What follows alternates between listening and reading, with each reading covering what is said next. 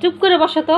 হাতগুলা হাতগুলা চুপ করে বসাই রাখো। হাতগুলোকে ও চুপ করাও।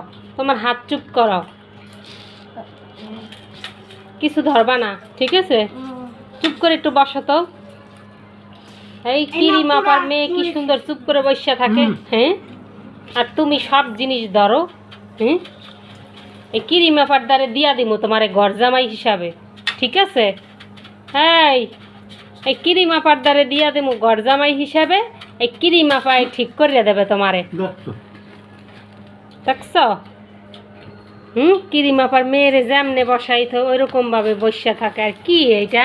হ্যাঁ, এই কিরিম আপার কাছে দিয়া দেব ঘর জামাই হিসাবে। যাবা তুমি? ঘর জামাই থাকবা? হ্যাঁ।